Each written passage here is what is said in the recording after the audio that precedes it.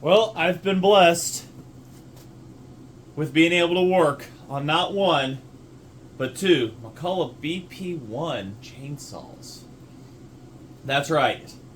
I wouldn't say it is a myth or a legend of a chainsaw, more a red-headed stepchild. Why? We'll get into that here in a moment. Everybody wants one, and I can't quite say why yet, other than the complete uniqueness of the engines. You can compare it to other chainsaws, but there is no comparing this to other saws. No other McCulloch saws match it, nothing. You get into this, you look at it, very 1960s looking. Absolutely, it looks just like the cars of the time. Or maybe the cars look like these. Who knows? I think of what? A 44cc chainsaw. Packs a punch. Gear drive output. Capable of spinning governor 12,000 RPM for 1961. That's phenomenal. Got recalled soon after because people didn't maintain the governor on them. Didn't keep it clean. And it could stick and it could go to up to 15,000. And McCulloch was afraid it would explode and cause harm to the user. What McCulloch replaced and gave in place of the recall, who knows? I don't know. That's one thing I don't know. But what I can say is I've got two on the bench to get brought back to life. Super thank you to Corey Skinner for letting me work on these. Guy gets one running, will going properly. He said he may make me a deal on this one. This one's a little down on her luck, and we're going to do a separate video on that when I can find parts for it. I'll show you here. Rear handle. Well, it's in lower brace there. They're broken. It's not going to be an easy find. Recoil. It's broke too. At least the spring. Got to work on these at the Indiana Power Show. But before that, 2 years ago, my first show, he saw they were there, that I was there, and said, hey, I'll bring these. And he brought them the next day. And I couldn't believe I actually got to see two of them side by side. Hold two of them. Another year passed. He brought them again. Let me work on them at the show, explore them and everything. We got one running, but it only off when you put fuel down its carburetor down here. When you spray it in. I took the carb apart, everything, all the rubber, hard as a rock in there. But I know a guy that sells the carb kits for him at oldsawshop.com. We'll get to that too. Super huge thank you, Brian, for sending me not one, but two kits for these saws. So, this one, as I've said, we did get it running at the show. I restored the spark. The points are in the back. Super easy to get to. That's the good part about it. So, we got that. Spark plug in it. Very unique looking. Little short stubby thing. We'll get to showing that. And everything. But, one of these was his grandpa's. Kind of unsure which one. But the story goes, Grandpa was getting frustrated with one of them and threw it down a ravine. And we kind of suspect if you throw one of these down a ravine, it's not 100%, but the broken handle one might be the one. But either way, I really like what I see with both of these here. It is just fascinating. I can see that this one possibly has a larger chain on it. I'm unsure of if it has a self-sharpener on it still or what kind of chain we've got going. We've got one with a regular, one with, God, a 7/16 or something chain going on. It's something.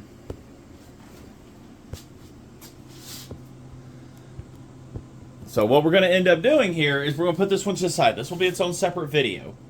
We'll come back to fixing this when I can find the parts. Hopefully I can find some. Being that these are a very uncommon saw, finding a rear handle might not be easy. So I'm going to have to start reaching out and looking and asking around to some, you know, old collectors and stuff like that. Got a few in mind. For now, we'll put this one to the side. I will say both of them, well, this one that I'm holding right now, it is unlocked. The recoil did work until the spring broke. And I got just enough 3 poles on it, little poles, to verify compression on both cylinders. That's what's pretty awesome about these. You pull it over and you feel the thump thump of 2 cylinders. One is an intake. Does the intake charging and boosting, pressurizing of the main combustion cylinder.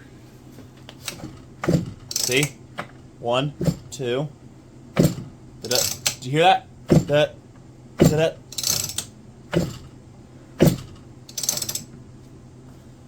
Phenomenal compression on it. 44cc.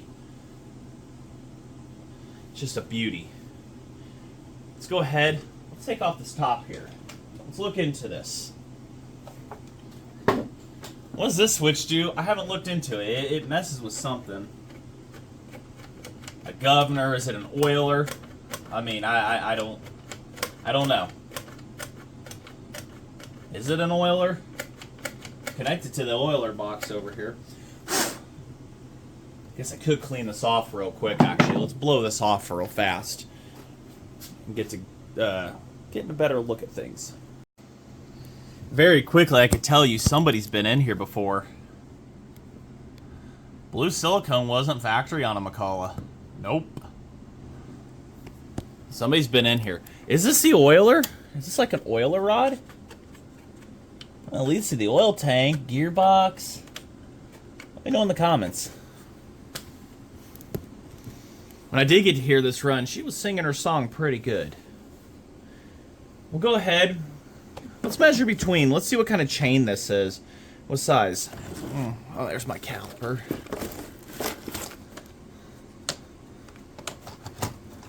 Measure between 3 rivets here.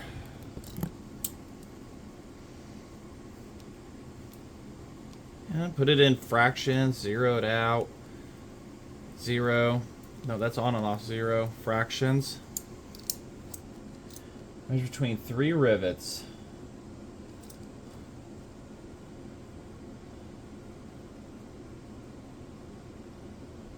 Well, it does some weirdo fraction. Could that actually be 1/2 inch chain? That's dead on that. No way. Oh, battery's dying. Is that seriously 1/2 inch? You take between 3, you measure 3, divided by 2. Is that seriously 1/2 inch chain on this? Low profile? Holy smacks. Got a number up here. 2020. Might be some more buried underneath the paint. Is that really 1/2 inch chain on this? I'm thinking so. That's not going to be an easy one. We might have to change that out for him. That'd be 1/2 inch and 0.58 or something. But 1/2 inch low pro. That's semi-skip chain too. Look at this. Look at this. How often do you see this kind of chain? Tooth, gap, tooth right on each other. Is that the self-sharpening chain stuff? Does this still have a self-sharpener on it? I'll have to ask him about that. Phenomenal. I'm going to take some pictures and ask around. We'll get this bar and chain off of here so we can get a little bit better look. We can start rotating it on here better. But when it ran, it would spin the chain. It did all that just fine. Let's get this bar and chain off of here. We'll continue on.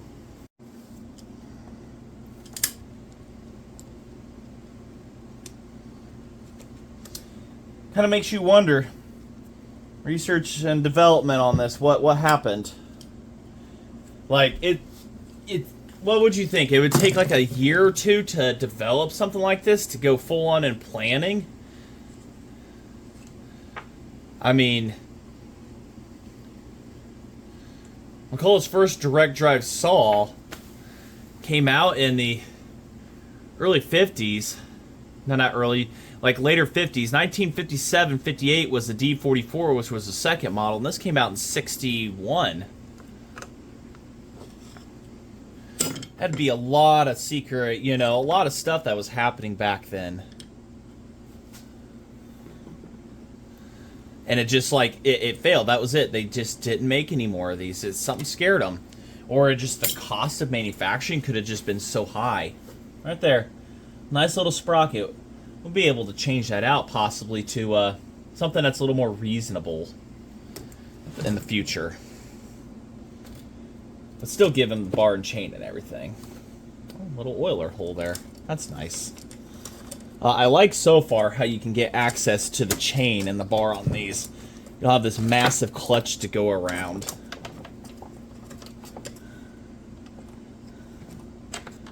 Look at that. That is awesome chain.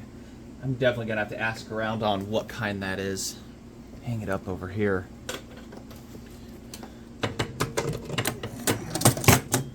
Bar give anything? Say anything on it? It ain't completely rusted up. These are hanging. It's actually, it was oiling. There's some oil on it. So it was trying to oil the chain up when we were there. Nice. These have been hanging up. The sprocket nose. 1/2-inch sprocket nose. Right there. Look at that. Fascinating. At least I think it's 1/2 inch. I mean, it measured out to it. But these were hanging in a shed for 25 years, I'm told. From what Corey told me. Yeah.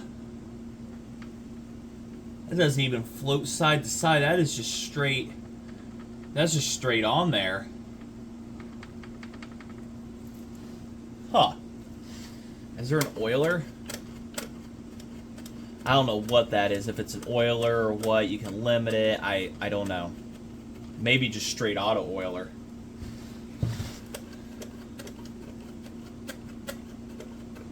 Yeah, that'd be a weird oiler, but...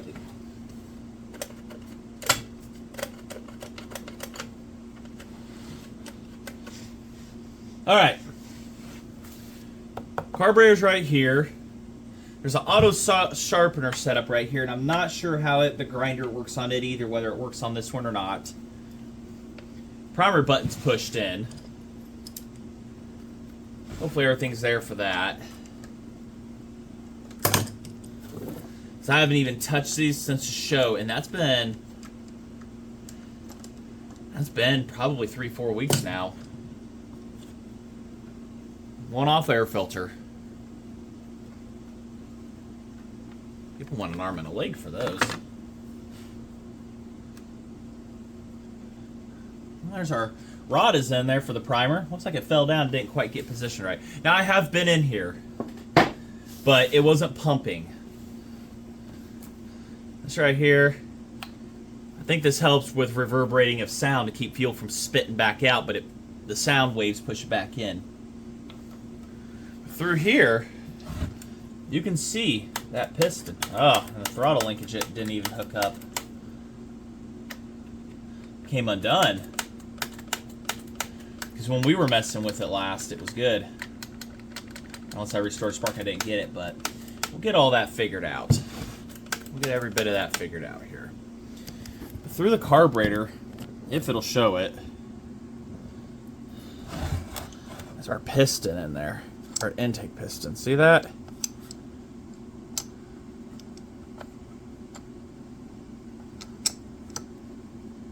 Fascinating. Not just the bottom, but the top of it also exposes.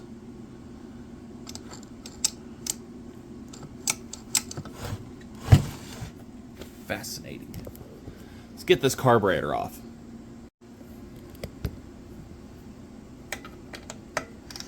Now, when I last worked on this, it was pretty warm out in the sun, underneath the tent. A lot of noise going on around me. Still wasn't going to stop me. Well, we've got brand new kits above my head. The primer, I don't know if it works. It wasn't wanting to, but I don't know if it needs the carburetor's assistance on it. And I'm definitely not the first in here. I can see where there's tool marks of this being taken apart and stuff like that a few times, whether a dealer did it or what.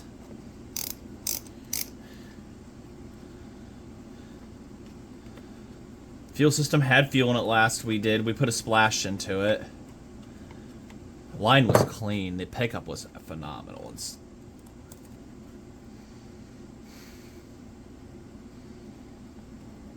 This one wanted all the threads because I think the plastic sheathing stayed in it. So we'll have to remember that.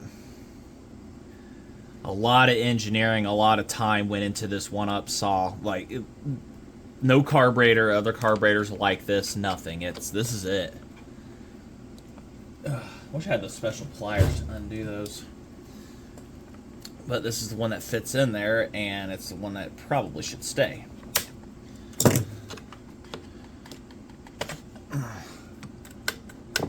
And see the throttle come undone. Oh, there we go. You gotta match that up to it, and then it'll do throttle stuff.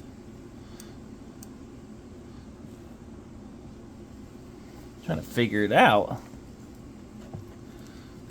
See, it doesn't do it, but it does like that. It's because it's governed. Oh my goodness, you have to slip that in there. Do you? How did they design this? So it flips up to open throttle. Oh, it stays open all the time, then it'll flip it shut. Gotcha, yep. Governors will do that. So we need to, when we go to reassemble, that has to be flipped up.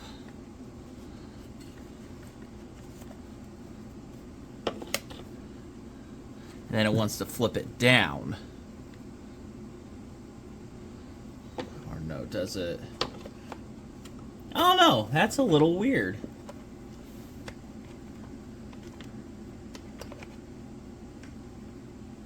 Huh. Oh, wait, hold on. Is there a bottom one here? We'll have to look. I'll look. Can't imagine there being a linkage in there because nothing ever came out when we did the linkage when I took it.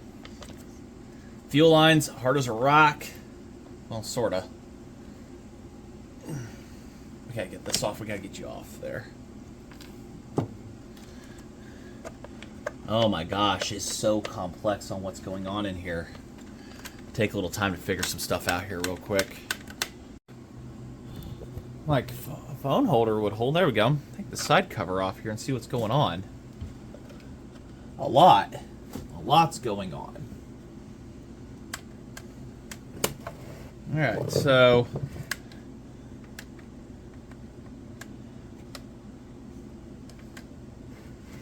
a lot's going on and quick in here.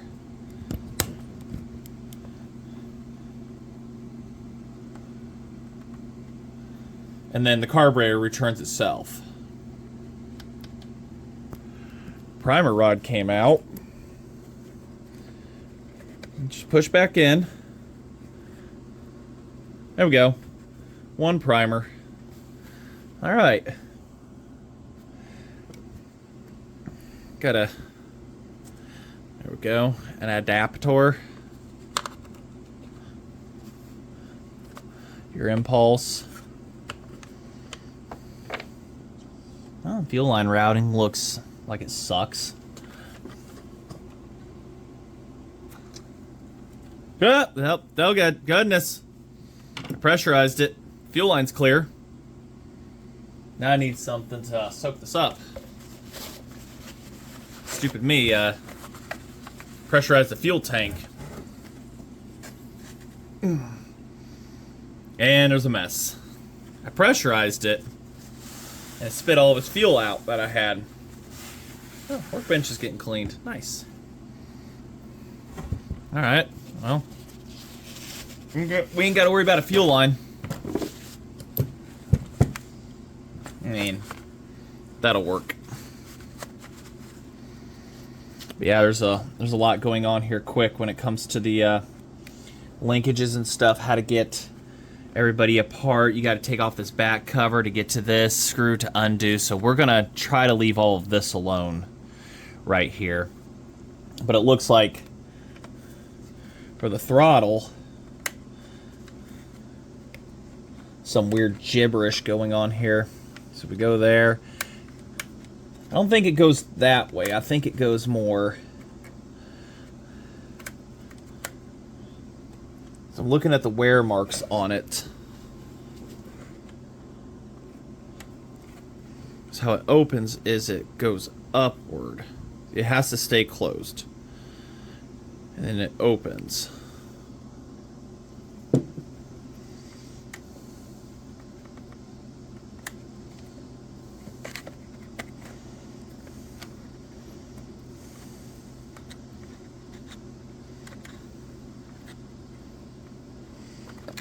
Pull this back, you go down.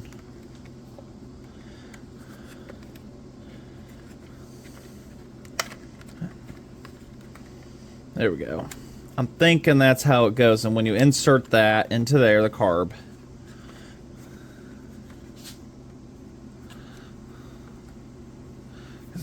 get that to stay. Insert the carb, and then what happens is it doesn't close it off at all. It has to go up.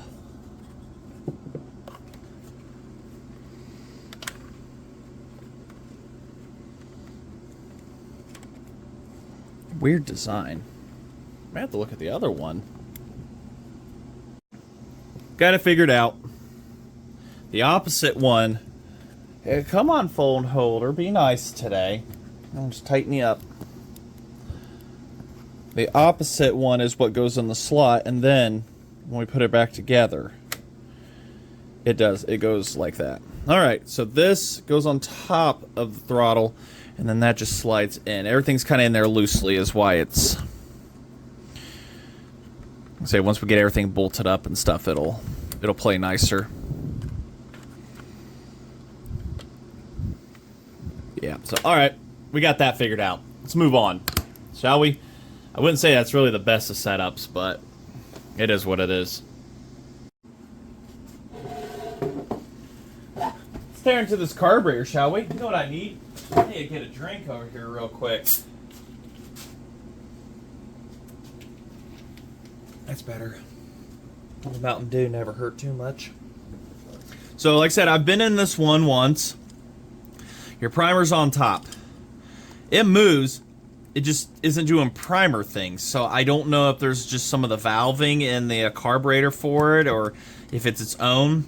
I'm told they can be rebuilt, but that's kind of an iffy. New old stock one's $125 on eBay. I'm not gonna get desperate yet.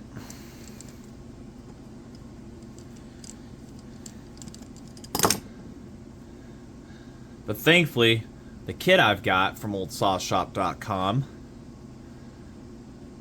comes with a bunch of stuff. Not a rebuild kit for this, though, but a rebuild kit for the carb. We'll show that here in a little bit once we get this apart. We'll see if I can't get some WD-40 or something down inside to try to revitalize the O-rings and stuff in it. Soak it in ATF and try to pump it. I mean, ATF's pretty good at bringing some stuff back to life. I don't think the saw is going to be used every day, you know, so...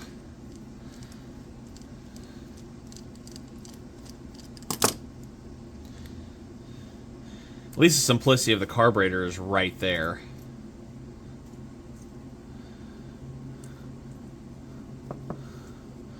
Oh yeah, it looks like a basic filter. Nice little gasket there. So this is our primer assembly. I don't know where the in or out is. And it feels like there's a couple ports right here.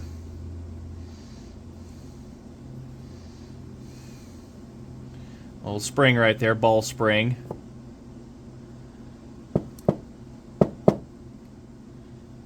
Is there supposed to be a ball valve in there?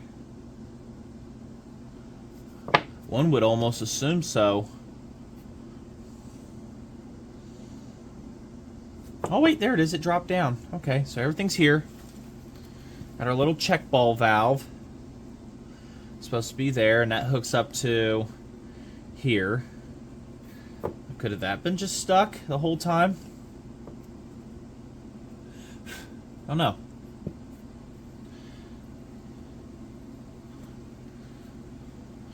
Another little port that just goes off. You got port after fuel after everything going on this primer. It's got just a little bit of everything going on with her. Definitely have to keep tabs on where everything went here.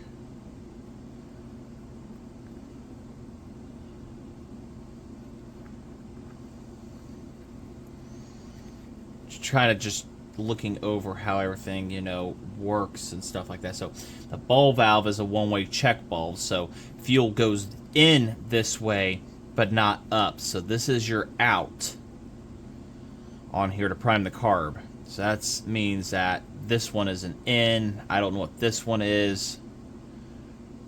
Okay, this is a fuel inlet. So there's a fuel inlet. I bet it pumps in here, out here. That's what's going on here. This is like a main feed. This is your main feed to your fuel system, and the primer is suctioning out, suctioning through here. So there we are. I'm guessing that's what it's going to be. Here, keep all you parts together. Clean off my magnet.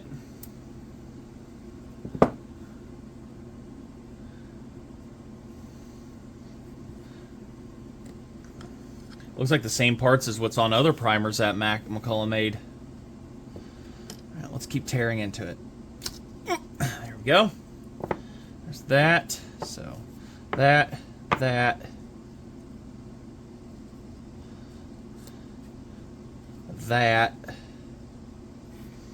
Making a map for myself here.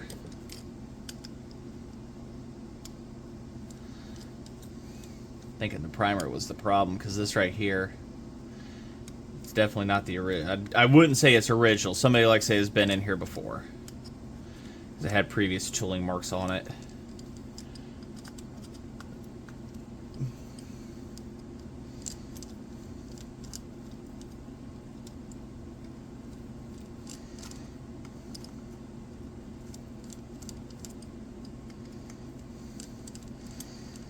So I'll have to work off camera for that one, see if I can get it pumping. Because I severely doubt it's actually needed, like, for complete function. It's just to prime the carb, make it easier to start, because there's no choke. So there's our body. And then what I know was hard as a rock, and I stopped at that point.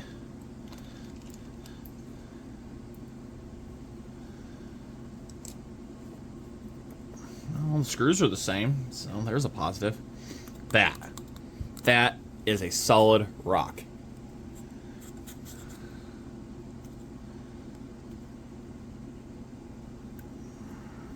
There we go.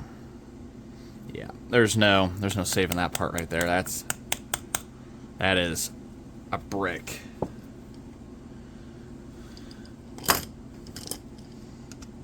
I get a spot in here where I can separate these two. There we go. Now apart. And there's your other. It's like a double pumper, but it's, see that? Hear that? That's not supposed to be like that.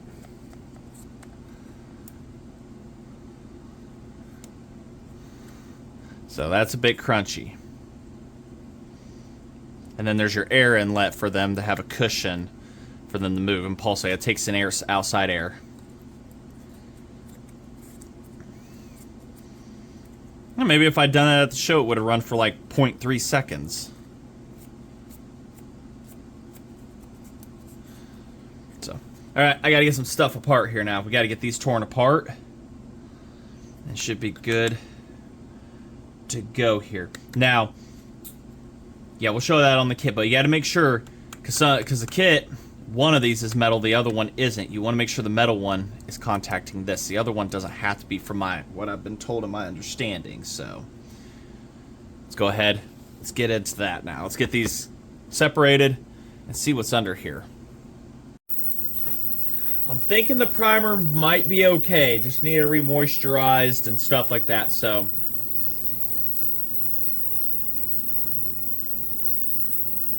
it's wanting to move.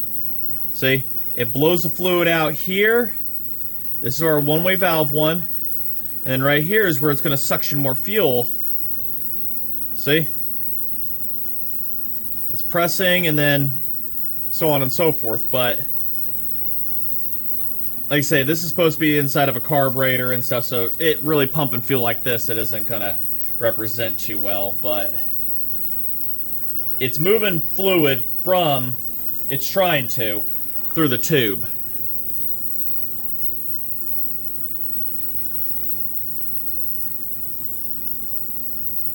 Like I say, there's no one-way valve in here, so it's not able to. But there's your shooter. And then this one is able to move something.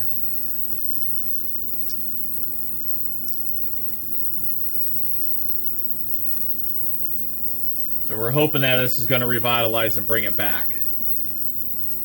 But other than that, just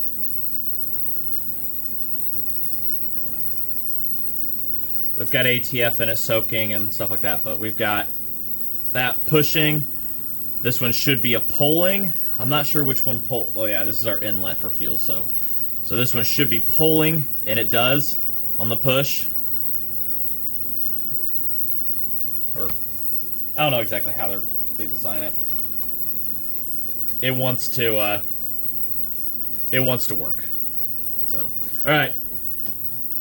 We're just gonna let that soak a little bit there, but we can see the effort is there on its part. Oop. Yep, shot right at me. So let's hope for the best here on that. So the time has come to put the car back together. I did the high speed and low speed needle already. The high speed is 1 turn, is what it was. You can't adjust that while it's in the saw. You have to take the carburetor out to do that. So I just let Sleeping Dog slide. The low side, you can adjust that on the outside, and we'll show more of that here in a minute. But now it's time for the kits. So it's come down to this setup. This is crunchy here. There's guys that say, oh, you can bring them back, put them in brake clean, you can put in ATF fluid, it'll soften it back up. This is stretched out. This is wore out. You're not bringing this back to life, everybody. Good news. The McCulloch BP1, there's a kit out there for it. Sold at oldsawshop.com. We'll see what's inside one of these kits. We've got the gasket for the top. Comes with your metering lever diaphragm. Comes with the gasket. Has a lower valve assembly. If I can get it orientated right. And it comes with the lower pump. This is the lower diaphragm for pump and fuel, I presume. The bottom one is a pump and everything for it. So it's your fuel pump. Your metering's up here. They share. As one moves in the other, it does this. There's a little plastic piece in there. This one will go on the bottom. All right? We'll show that here in a minute, putting everything back together. I need to look at where this goes, though, on it, because the other kit did not have such a thing, unless there's an embossment on the primer here or something. I mean, it looks like it goes there, but I got to look that up real quick to see where that goes, because this did not have that. Kind of weird, isn't it? I figured out where that gasket goes. Thanks to Brian. Also, on his website, there are many PDFs to chainsaws, from how they work to the breakdown of all part numbers. And I just had to use that PDF to show that gasket goes underneath here. This old crusty thing, we're going to retire her. We're going to put our brand new laser cutout gasket right underneath of here. This is a fuel filter, and well, tastes good. Stick that right like that. There we go. See? So, on his website, everything is there. This is what comes in the kit. The needle and seat in this were immaculate, beautiful shape. So I don't need another one of those. And we piece all this good stuff back together. A little crusty looking under here though. Like a little bit of fuel sat on this. Just ultrasonicked it, but I'll have to trim it down here real quick, clean it up.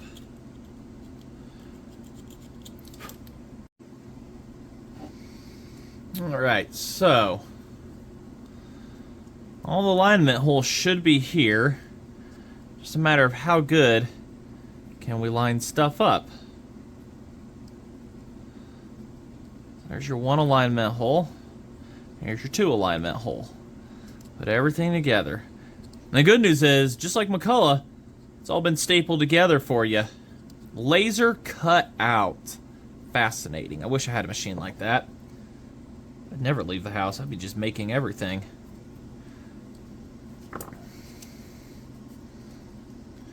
Now we put our little plate on top, however it's supposed to go. There we go. That's all crushed in there. New gasket under there. Our filter is immaculate. Oh, this is where we got to put our one-way ball valve set up. And the ball.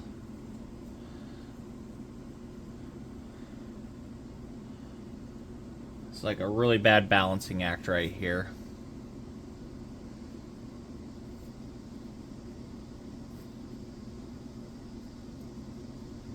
Now it's a loaded cannon. Making sure that the hole right there, yeah. Yep, it's supposed to just sit like that. Make sure that loaded cannon doesn't go off. It sits snug and firm in there as our one-way valve for our primer, which we're hoping it's good. And orientate everything together.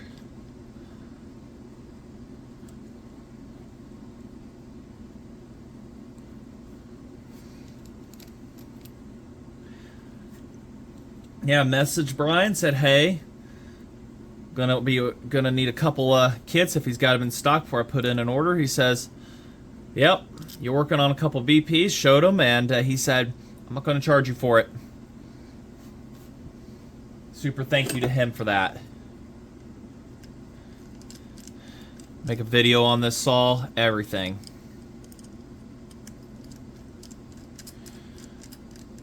Don't see a reason why these kits wouldn't work. They are exact replicas. And I haven't found any kits anywhere else. And if you do, it's probably new old stock, and the rubber's not going to last long. Just go get yourself a brand new kit off oldsawshop.com.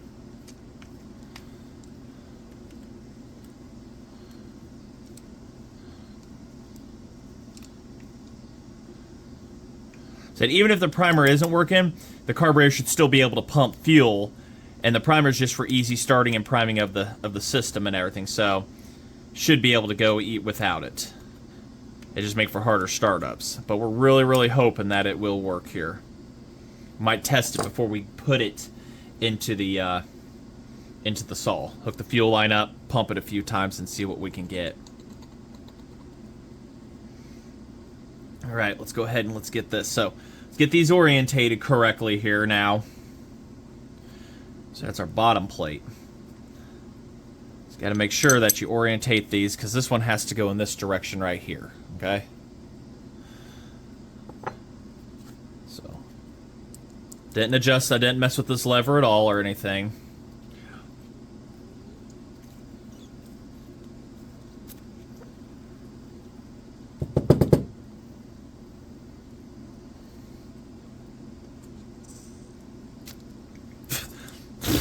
ATF does not taste good at all. Wow, those holes line up absolutely perfectly. Precision at its absolute finest right there. Don't forget your little plastic piece there. That seems like it's very critical to this. Actually, hold on a sec. Hold on. Let's do this right. Put a couple screws through.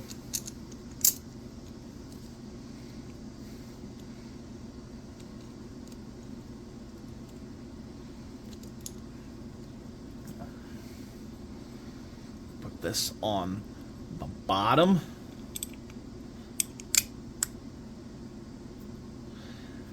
Then our new diaphragm. Gasket side up on this.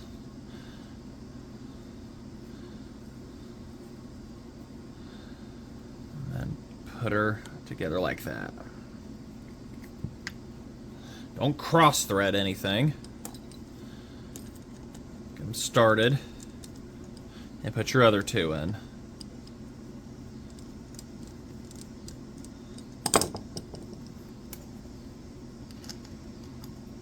It looks like McCulloch was smart and used the same screws all the way around, though. Instead of using another type. I mean, they were very well known for making up their own stuff and using a weird size on things, and it blows my mind. Why? I'm pretty sure these screws right here are another one of those, but at least there's 8 of the same. I'll turn the ultrasonic cleaner off. We're not going to need that anymore. I'll use heating things up. Snug them down. That carburetor should be ready to go back on the saw. There we go. One rebuilt carb. Let's go ahead and see if it'll pump some fuel. I already got the spring put back on here, because it wants the wide open throttle. I'm not sure what part of the governor or whatnot or system, but if those butterflies are offset or something, but if that cut linkage comes undone, this thing's going to revert to wide open throttle. So, be warned. That screw led me to nowhere. Alright. Let's put that back in the saw here. I have my doubts that the primer's going to come back around for us, but yeah, I'm not seeing any luck here.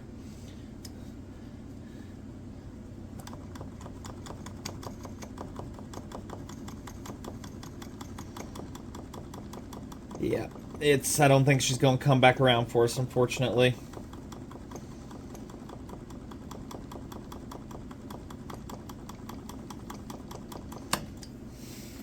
Yep, I kind of feared that. Kind of feared it. It's in the gas, and she ain't pulling.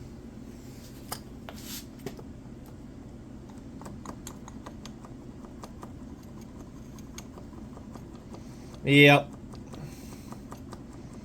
So it's going to be a little bit of a fun one to get going and everything. Hopefully it should be able to pump its own fuel from there on. It's just, this was meant to get to the carburetor easier for easier startups. Yep, that's what I kind of figured it was going to happen. O-rings and stuff, they just don't return back to life, and I don't want to tear this one up. For now, we'll let sleeping dogs lie on that one. As long as we get her running and running good. I mean, I can cheat a primer onto it. I don't know if it'll allow enough fuel to pass through the primer bulb, though, but it's a 44cc saw, but I mean, will it pump after this or not, you know?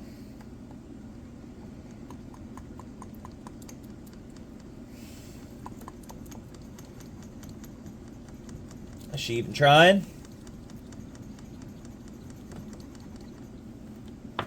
I mean, pumps up the carb. Yeah, the O-rings are gone on the primer, unfortunately.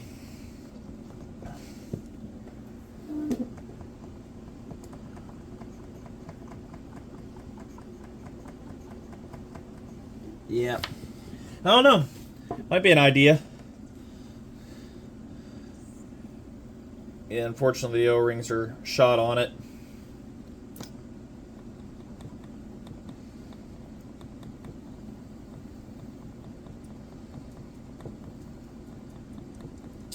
Yeah, there's no saving that one, at least right now. Alright, well, we gave it our best. Can't win them all, right? Alright, we gotta take this plastic cover off. Just hold on here a sec. We've got to get around some stuff. I don't need to take apart too much here. Just got to reroute stuff to, you know, convince it. Persuade is the word I'm looking for. We're persuading. Because there's a lot going on back here, and I need stuff to cooperate with me, like this low-speed adjustment needle thing. Ow, something biting my back. Mosquito? Probably. Alright, what else is here trying to stop me? The primer rod. You're not stopping me. The throttle. Yep, that's what's stopping me. It's that throttle bit. Because there's a lot of bugs back here. I gotta sweep those out. There's another gasket here. This looks fine. I'm gonna clean it, put a little seal all on it. I got a special sweeper thing I'm gonna get in there with. Uses the air compressor. Yeah, one of these things.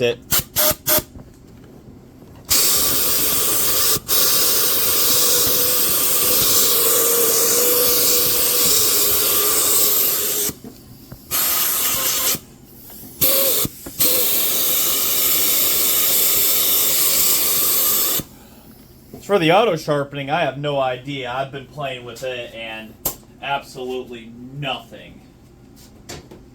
So, but the body on it is broke right down here, so I'm leaving that well alone for now.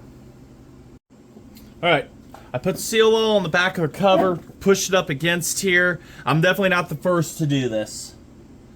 But that throttle, they have it going through.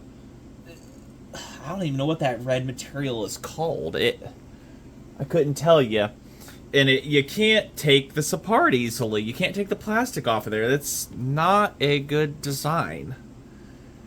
So we'll get our screws here. This is where like 3 things have to line up at once and magic happens. And it's not what I call pretty. Not a very intelligent design. This all is very complex in terms of it's got to be kept immaculate with all the linkages and stuff happening. And if you let this get dirty, it's not going to forgive you. Not even for a second. So that's kind of like my thinking on what's going on here.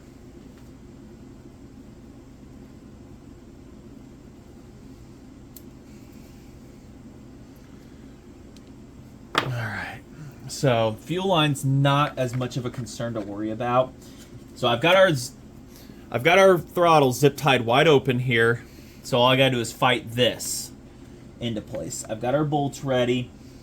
Our adapter, I've already got seal on. I gotta clock this correctly like this. Clock it correctly.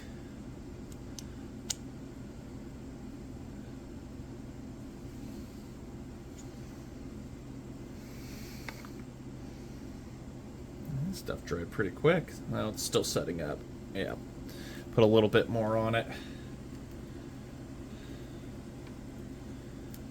The only thing the kit didn't come up was new gaskets for the back here. Which is fine. You can make your own out of paper real easily. Out of gasket, out of Velcro stuff too. But the carb kit is the most important. That's kind of the hardest thing for somebody to make versus cutting out gaskets. So that's wide open. This is wide open.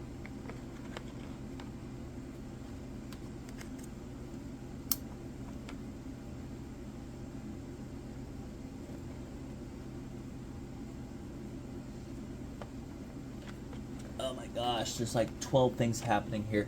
Okay, now the screw alignment for the low speed. I don't know what it wants to do, but you need to line it up. There's a slot in here.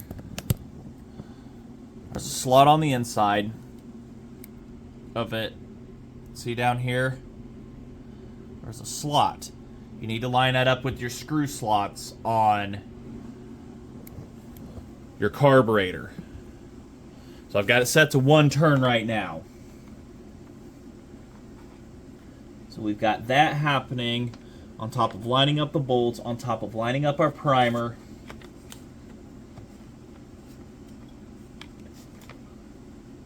There's just so much that has to happen in lining up here. I'm going to admit, this is not fun. It's kind of one of those designs you're just looking at, you're like, why? Why did you do this?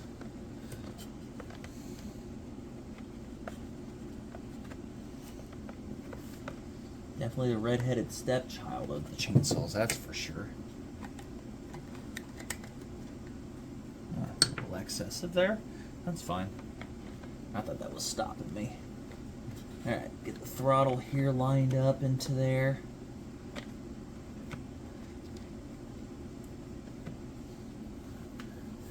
Now the primer's what's kicking my butt.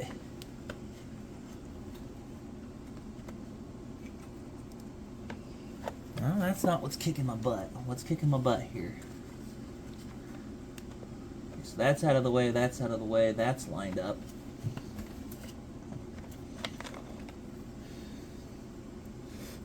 Excuse me.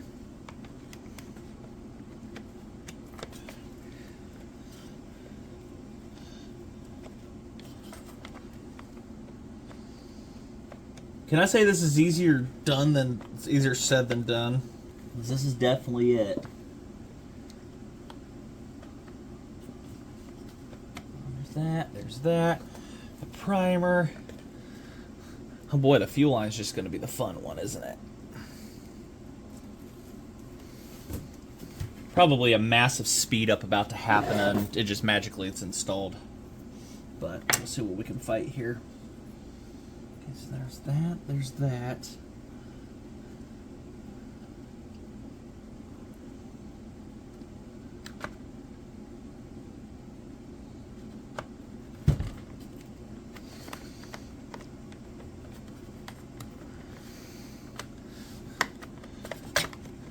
Suddenly, I don't want to have to fight this all day. Stay open, wide open.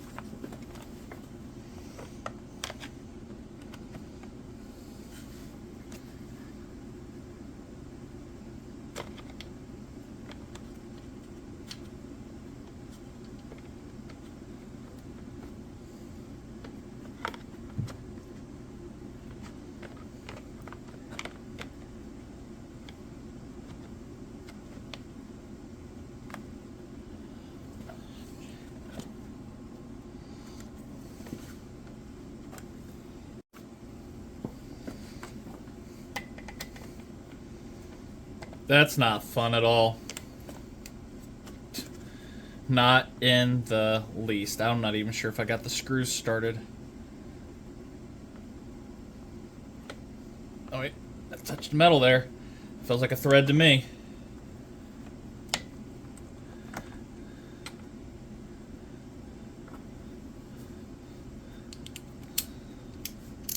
Nope, wrong way.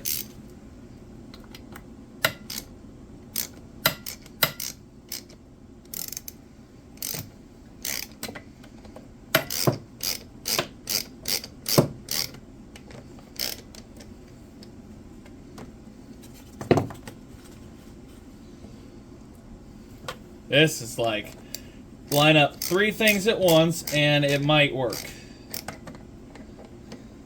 So, the bolts, get them all ready, of course. The throttle wide open.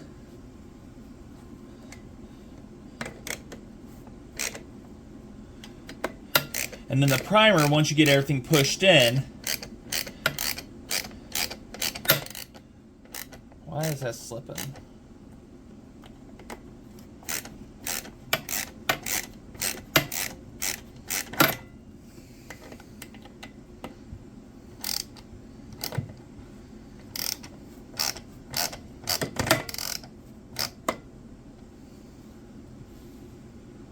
Looks like it's in there.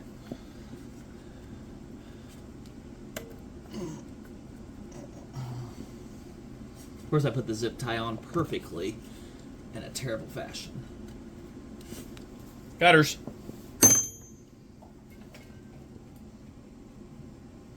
Whatever I did with them. Oh, there they are. Yep. Throttle does throttle stuff. As it's supposed to. Let's get some more stuff buttoned up. Pro tip, put your fuel line on first. And then line up everything like I just did. I wonder how many dealers took a look at this and said, what's going on here? Got shown the schematics and just said no. Like, this has got to have a much higher labor charge than your typical Mac. I mean, much higher, much, you know, it was almost like they were trying to make the Cadillac of saws back then is what it was. And it had every little feature, auto sharpen, stuff like that, you know, experimental stuff going on. Now what's going on here with the throttle? There we go. Something's not happy. Yeah, something's not happy at all.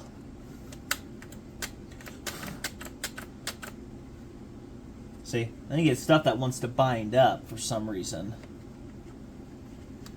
Look into that now, because it was just operating just fine. Great.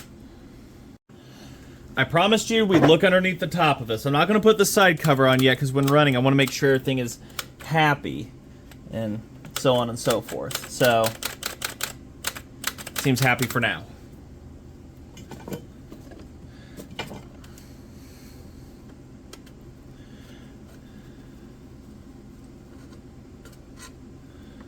One. Wasn't easy to get to the top. It wasn't a click top. It was everything back in the day. Let's screw it down.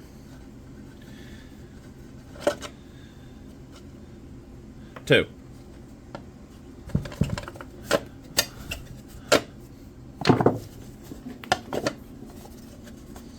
I've had you off here before.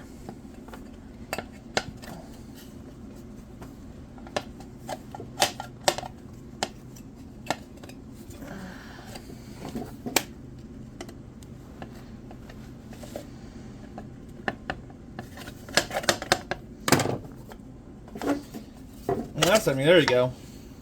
Slide it back, I guess. Alright, so there it is. A tiny 44cc cylinder. That it is. The tiny spark plug on this. Might pull it out here if I can find my deep sockets. There and that. Well, almost.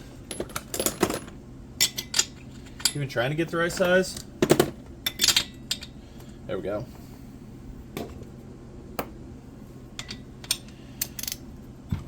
Can't say this is exactly a spark plug you probably find today. You're not walking into your local Ace Hardware or Walmart to get this, but this is it. AC C45W. That's all she wrote. That's all it is. So we had spark on it last time. Make sure we still got it. Ooh, if I don't hit you guys. Hold on. There we go. Spark forward.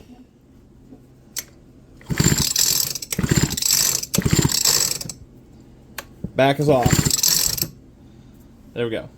Kind of little unorthodox. Usually on a saw you push it forward to stop it, but either way, that's what I restored last time. That's how we got it running. So looks like a typical Mac coil. Serial stamp on it 7998 on the side here. Cylinder is super clean, so don't need to worry too much about that. Blows air up through this entire mess here to cool it off. It just doesn't seem like it's very efficient in terms of cooling. At least from what I can see. All I had to do last time was clean the points. Pretty sure on the other saw we'll get definitely more in depth on things. If I can find parts for it, tear it down and whatnot.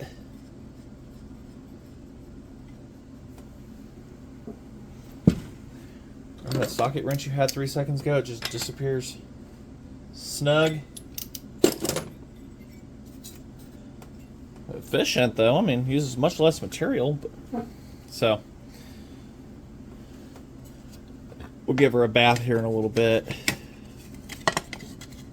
Yeah, it's this.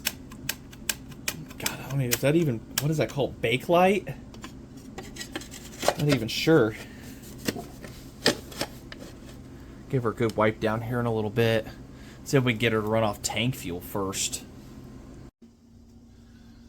Alright, well, like I said, we know the primer doesn't work, so we'll see what we can do here. Let's fire it up. Let's see if she's going to run.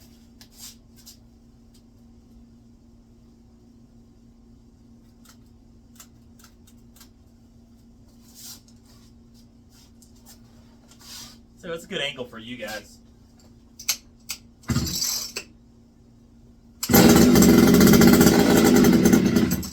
Hey, it sounded pretty good. Let me just get it to draw its own fuel now.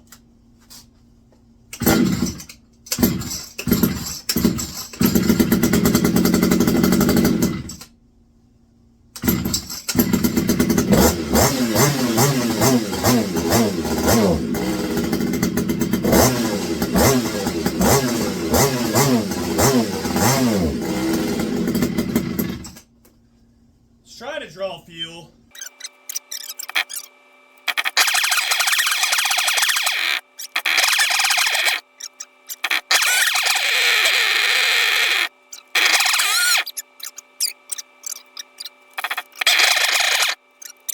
Goes.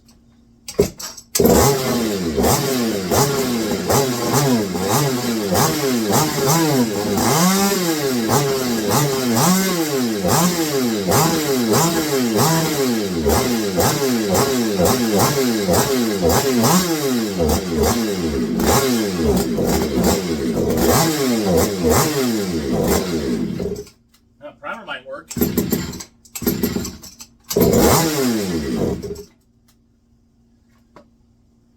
Let her cool. Let's give it 10.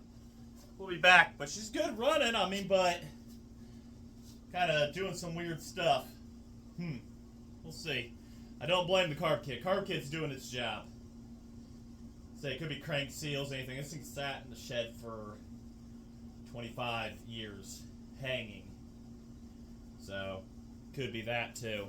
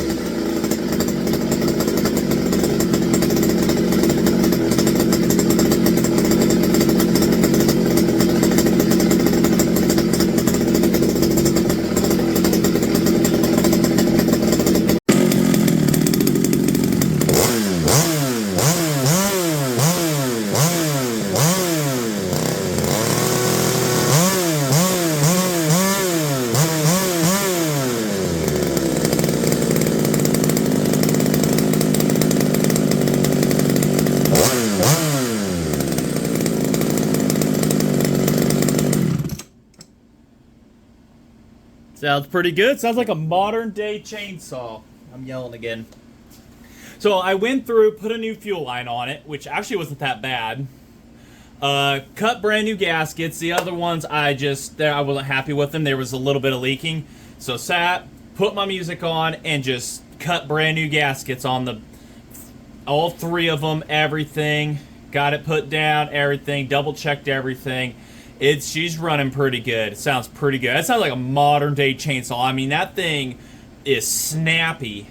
Like I say, I hate how you can't get to the idle screw from here. You can adjust the low, which I'm kind of wondering why they had that, but you can adjust it from the outside. It helps. The high is one turn. It seems pretty happy right there on that. I'm not going to touch it. The idle, like I say, it's back and forth. Like with a 10 series, a PM 1010, you got to rip the air box off. You idle it up. You put it on, add the air filter back on, adds resistance, bogs down. It's a little bit of back and forth. But overall, this saw is phenomenal. It's absolute speed. I mean, you smack that throttle and she just responds. I am impressed with it. It's beautiful. It's a beautiful piece of engineering. I mean, it was a bit of it's a nightmare of some sorts and ways, but overall, it definitely has a unique sound. It does not sound like a McCulloch. I mean, you can have that baby roaring in the distance. Somebody's going to think, oh, somebody's got their Steeler Husky out. No, 1962. I was messed up at the beginning there, 61. I don't know where I got that from. It may have came out in 61. I don't know. But the PDF I'm doing says 1962, and it for sure, she's just a hauler. The auto oiler works great. I don't know what this other thing does still. I'm just going to pretend I'm just going to leave it there. It's whatever. The on and off switch, off back. I like off forward. I guess that's just me. I don't know. But overall, it sounds pretty good. They definitely got the resonation of it. So let's go ahead. Let's get the bar and chain on it. Maybe it'll make a cut. I don't know. I think I gotta throw a new piece of wood up. But I'm gonna send a video to the owner of it now and see what he thinks. Next day, just fired it up. Little prime shot down the carb because the primer doesn't work. Third pull fired up, runs great. So if that's the only quirk you got to do with this, fire it up and run it the rest of the day, then I wouldn't complain. Either way, talk to the owner. I may have just said that. Made a deal. He loves what he sees here. Everything. Super happy with it. That needs to get warm quick. And went through, made the deal. I own the other BP1 now. So I'll be meeting up with him in 2 weeks and finishing up the results on that, returning this back to its home. Also, told him about the chain situation on it and everything and stuff like that for easier cutting convenience if he wants to go cut with it and whatnot.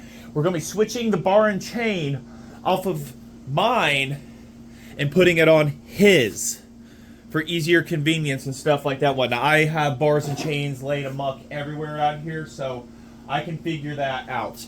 The original bar and chain for this one the chain is obsolete. You're never going to find that kind again for this, so it's just best to not even do that and whatnot. Maybe for show purposes you leave it on there, but if you actually want to go make a cut or something with it, the reality is that auto sharp chain is not something you want to put on here. You want a modern day chain, so that's the best course of action. So went through all that and everything. It'll be a couple weeks before I go do that, and then also gonna be buying something else off of him, which it runs and everything, so that'll just be background to video. But there'll be another chainsaw chase down. Go look at his tractor collection, maybe his cousin's tractor collection.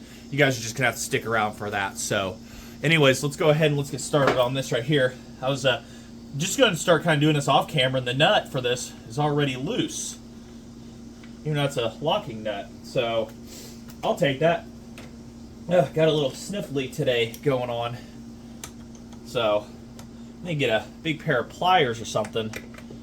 I just need to be able to hold that while I try to take this. I don't know, let's start the saw. That'll do it. Now look, that's the complete wrong size. What's the next size? There we go. Yeah, this is gonna be an absolute scream to get off. You know that? Get creative. Just get out the big farm pliers here, you know. I'm about to say something about the, full wrap getting in the way of something, but so far it's been real good. I am actually kind of super happy that that one is not glued on there. So what's the next thing here? That wiggles. Something here has to give. Something here comes off of this. Oh, there we go. It's like a spacer. Okay, because I'm like, it's wiggling. And then this is just keyed on there.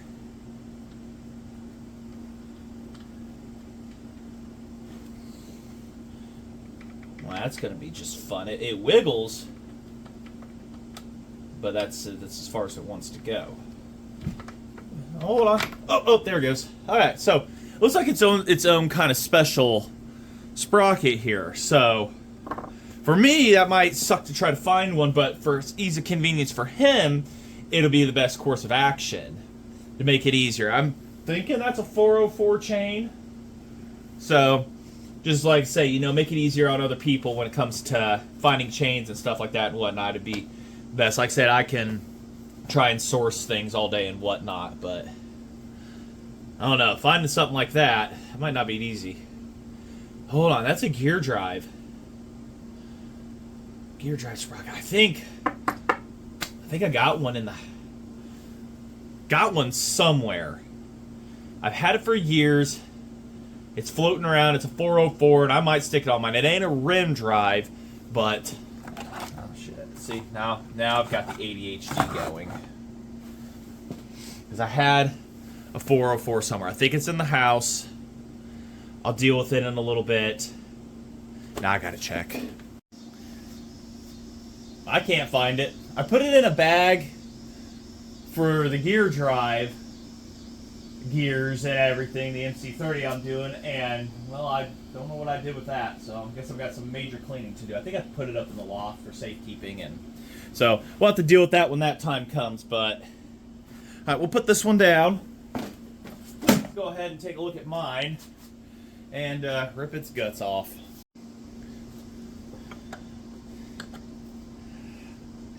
Oh, damn. Oh, somebody tighten that. There'll be more on the story of what happened with these, or at least one of them, when mine comes up, but I've got the story on, like, how they were recovered and everything, so you're gonna have to show up to next year's show. There it is. Ileana.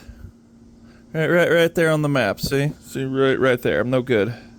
Looking at my phone screen. So here you go. You gotta go right there. Just got to keep an eye on that. My Instagram and stuff. It's in. Now where is the event at? Gosh, I'm having a brain fart. But it's out in the middle of nowhere. But Ileana Antique Power Association on Facebook is what you look for, and it's always the third weekend in July. All right, so that's what you got to remember. I'm about a 45 minute drive from it, the event. Loosen that up because that's a pain in the ding dong. And we'll keep my cover over there. And all his stuff is over there on the other side, which I'm going to clean some stuff up here.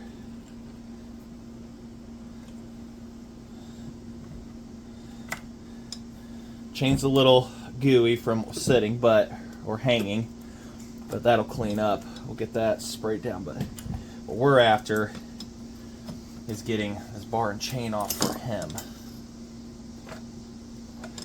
Gosh, they look like they're the same sprockets. Am I just going on a adventure here of stupidity? It's kind of what I'm thinking.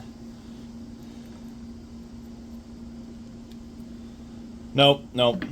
Definitely a difference there.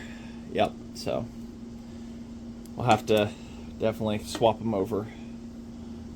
So let's get stuff mixed up. We'll put that over with mine and hang that chain. We're not going to mix the chains up at all, but take that off. That's a nice looking bar too. Those are the desired look bars right there, but yeah, this is definitely a 404 setup there.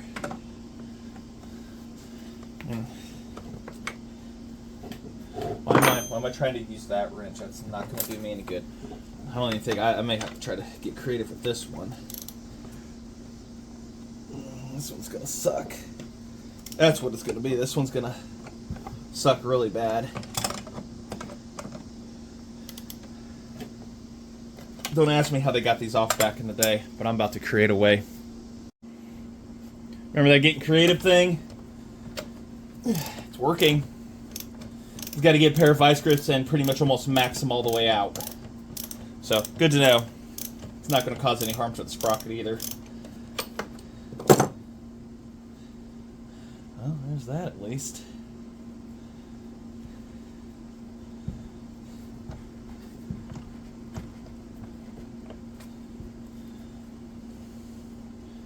Question is, mine had a locking on it, and it has its nut. Somebody else put something different. That one had just like a spacer retainer.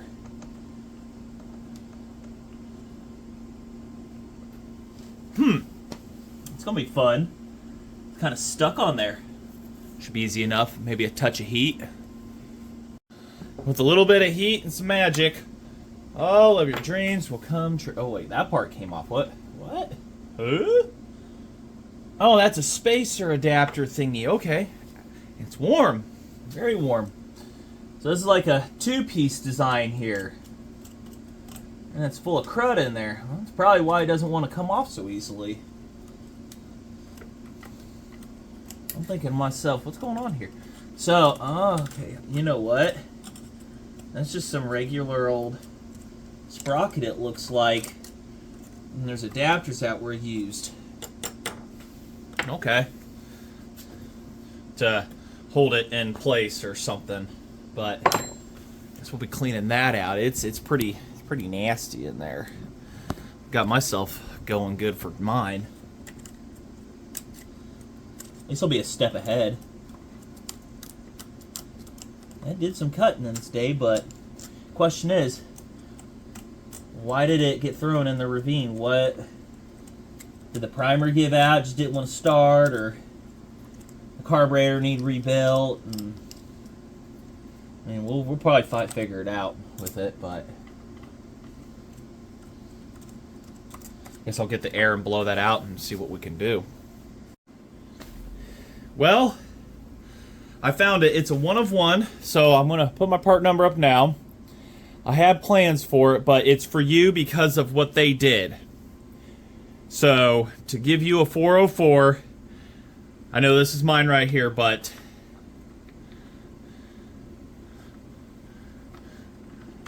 it fits. If it's a 101, not a 101, if it's a BP1 shaft. It's not a sprocket, it's not a one of these, obviously, this style. But I can weld that the other one up for me, because I'm not going to do that to you.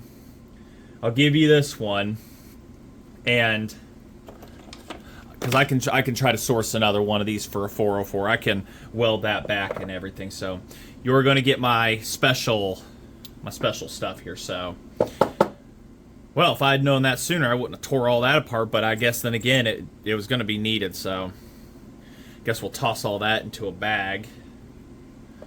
Just toss all that to the side there. We'll go ahead and get yours back on the bench. Something about using a fresh file, brand new, to file with. I had to file the key down just a little bit, put it in the vise. Just a little bit to get everything just to fit absolutely perfect. So that is on there fantastically.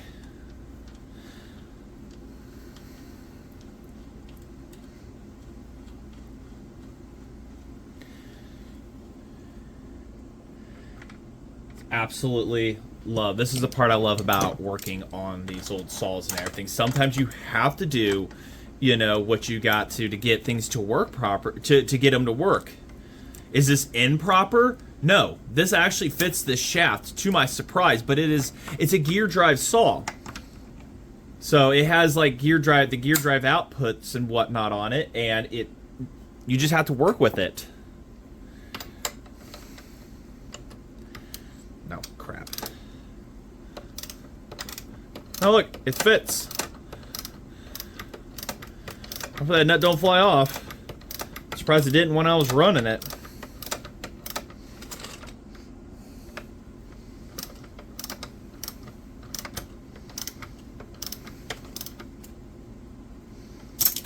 Should work theoretically, because it's the same width as where the other one, unless I need to put a spacer behind it to bring it over more. That's what I got to check right now, because it looks like it's in the same, but if I have to space it over, then so be it. Oh no, it's gonna ride. It'll ride it. Yep, she's gonna be good. I know it looks thin, but that's exactly how it was riding on the last one. Let's get it for you guys. It's pretty bloody close to center for me. I'm trying to get it to where camera's a bit different of an angle than what it is, but it's there. So it'll ride. It will ride. But yeah, I verified that other one was a 404. So we will have to make something out of this for mine.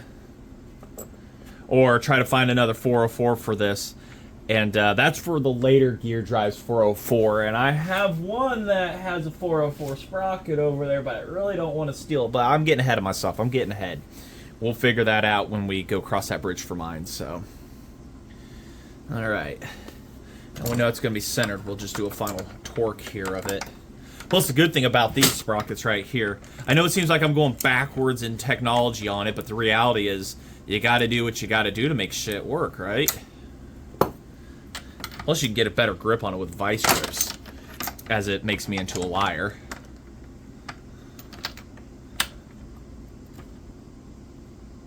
There we go. Should be snug. But yeah, it's perfect. Perfect enough, I guess. Because also I had to line up with the auto sharpener that I don't think we're going to be using anymore. It's there for aesthetics, but like I said, the frame got cracked there at some point in its life, and that wasn't working out. So, all right, let's get to the chain. Fired up, got the chain cleaned out. Sprayed it with chain and cable fluid. Got her cleaned up and loosened. This is one saw right here I'm going to say McCulloch should have learned off of. Look how easy it is for me to get to these nuts right here for loosening this up. It's not tucked behind some damn handle. You know, like on the big ones, the big series saws. There's one thing I wish McCulloch could have got around was their own stupidity on the engineering on that. This is definitely a saw where somebody's like, oh, let's make it easy on the user. You know, hey, let's not put it in the way of the damn thing. So spins flawlessly. Chain, I mean, it's happy. It covers off. Had to give it a prime shot. I just left it on the ground. Whatever, but I'm going back and forth on the lubing, tightening, make sure everything's good for a cut. The chain is it's a semi chisel and it's good and sharp. Somebody sharpened it right before putting this one up, so or tossing it into a ravine, or I'll try to put it up into a tree. So, but I gotta say that is one sexy looking saw with that bar on it. It is straight up beautiful. I've got to find me this small bar like this. I've got a 32-inch on the wall. I'm not putting that on this 44cc saw of mine. So I think she's about ready for some cuts, clean up after that, and she will be ready to go back to her owner. I've been just thoroughly excited on being able to work on this saw right here. This redhead stepchild of a saw. But all right, let me button some stuff up, and we might be just jumping straight to the cuts and stuff, huh? Look at that. All right. So the high speed is one turn out. I'm leaving it like that. It's the way it came. I'm not going to touch it. It's kind of made that way to where you can adjust it, but you got to tear it apart. The low speed can be adjusted, but I've got it set to where it's going to crack wide open, and you hit that throttle, it's going to respond. So I'm going to say she's going to do good. I'm thinking she's going to do good. Everything looks happy. Bar oil's filled up. Tank's good on fuel. I put a new piece of wood up there. That winded me out a little bit, but either way, let's get getting here, shall we?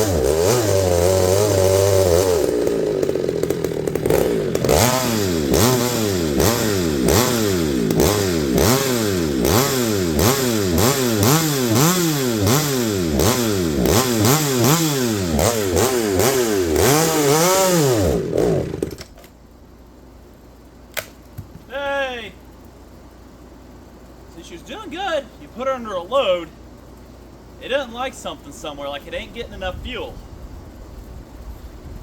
That's weird. Everything was fine in preliminaries. Maybe she wants more down low. I don't know. I was opening her up. So,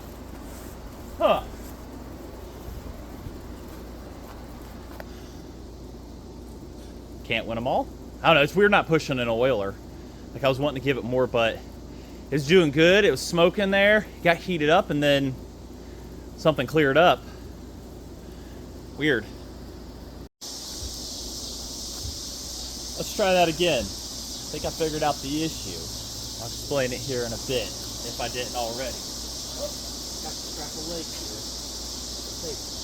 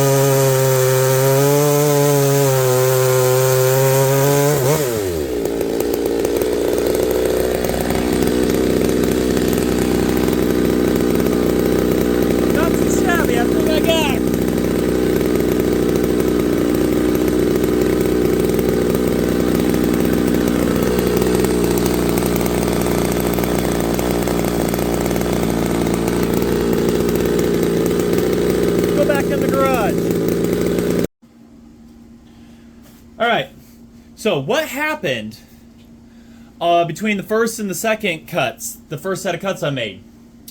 It was running good, as we saw, and it started cutting in and out like it wasn't getting enough fuel. And that's exactly what it was.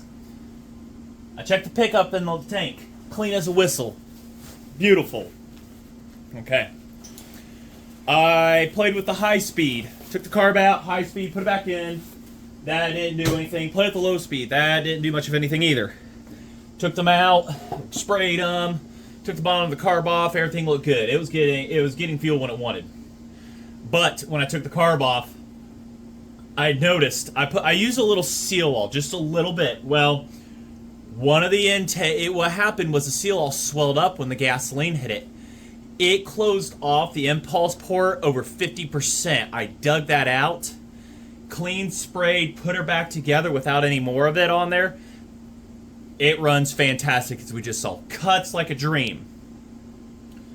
So, I am thoroughly impressed. For 44cc, 44.4 I think it is or something, it's phenomenal.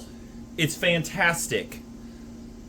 Can I compare that to a 70cc? The 70 I feel is going to have more torque. This right here is running slightly rich on top, but it's not sitting there bouncing off the rev limiter inside the cut. It's taking what it needs. It's doing fantastic in the cut. But to compare it to like a 70cc max, like a 710, no. The 70cc feels like it has just a little bit more low end grunt, and it's a direct drive. You can't compare this saw to any other Mac that there is, simply because this is the red-headed stepchild. This is the unicorn of designs for Macs. There are no others like it. Period. Every bit of design on this is completely different. And it's kind of one of those, McCulloch was onto something. They were so close. But it didn't happen. Now, this runs so much smoother in the hand. There's so little vibration because they did such an awesome job on the design of the engine. But the thing is, if they could only have been able to put that and make it direct drive. This thing gets its torque because it reduces all that speed down the chains into a gearbox, down to usable chain speed where it can have the torque. But I've seen where this one can outdo modern day saws of the same class because it has that torque to power through, and it can run that bigger bar. But if you want to compare speeds, possibly it can go through the same speed, but there's other saws that can do same speeds. You know, it's just, when it comes to the design, you can't compare this. This is the red-headed stepchild. This right here, it just, I can understand why they stopped making it, why it just, there's just so much to it. So much engineering, so much into parts and everything, and to mass produce this would have costed a lot more than just sticking with your 10 series, which we can see they were superior in some way. You know, they probably could have gone into the governor system on this and fixed it, but instead they had that, they made that the Achilles heel on this saw to just say, nope, we're done. I believe fuel efficient wise, this thing would do so much better. If this was a 50 or 60 cc, you know, it could be, you know, better than the direct drives, but it's just, there's more in here than they wanted to put at the time for you know, a tree trimming saw or something for the average Joe, average user. That's why we didn't see many 10 series gear drives being used by consumers, because, you know, you're cutting 16, 18-inch wood. That's what most firewood people are using. They're going to go with something that's lighter, something that's, you know, 54cc. That's the perfect balance of power and everything. There was just something that allowed to be better. And that's why McCulloch just stuck with gear drives. No, I mean, didn't stick with gear drives. They just went with direct drives. There was a reasoning behind it. But I can't say that this is as powerful as a 70cc. If you were to take the gearbox off of this, hands down, this would not compete. The only thing that gives it everything it has is this gearbox and the designing and the engineering behind it. But McCulloch was onto something here. And it wasn't for years later when we started getting into saws that would just straight up be able to rev. I'm thinking that with the engine on this, it's how they've got the system of how the fuel is pressed into it. It helps give it more power. It's well balanced out in terms of, you see modern day saws, the bottom ends of them have very little area inside them. So with the piston pulls in, it pushes up to the top, so it's able to squish it and get all the fuel up there much more efficiently. This has that design, and it's just, it was so close. McCulloch was onto something, and I wish they could have kept it going, and it just didn't. But it is an awesomely fantastic, unique saw to be using here. It is, if you get the chance to run one, run it. You will notice how smooth it is. It is not quiet, but it sounds like a modern day saw. You know, it just, I mean, that gets hot up there. That is hot. I mean, to the touch. You can't hold it past. So I would think cooling was another thing. It doesn't feel like it can cool efficiently. All the coil and everything's in the way. That's another thing I noticed, unless there's something I'm missing. But overall, it's a damn good saw, you know, to be able to run something like this, to have the opportunity. And I got to thank the people. I got to thank Corey for giving me the opportunity to work on his grandfather's saw and letting me buy the other one. I got to thank Brian at oldsawshop.com for providing the kit to be able to work on this, to be able to do this. I got to thank the people at Ileana. You know, they're fantastic for letting me display saws there and to get in connection with that. And it's just, you feel welcomed there. And that's why, stupid mosquito interrupting me. But it's why I feel, you know, it's the love of these older saws is what I like and everything. And I also have to thank all of you guys, every single one of you that have hit that subscribe button, that keep this alive and going, that keep me just from being some guy in front of a camera. So I thank all of you, every single one of you who have subscribed and those that keep passing the word. I'm rambling. I got to get a video sent to Corey. He's going to be ecstatic. He's not going to use this chainsaw too often, but I bet once it's running and in his hands, that's going to change. I hope he gets every bit of use out of this. And if he ever feels like he needs to drop it down a ravine or into a river or something, I'm going to let him know to call me first. So, I'm rambling. I'm going to get her cleaned up, blown off here. I was going to say, thanks for watching, everybody. Like, comment, subscribe. We've got another one coming up. I got to start sourcing parts now. Now that I know that that one is going to be mine. That he has said I can buy it from him. And he says we're going to race next year. We're going to. Thanks for watching, everybody.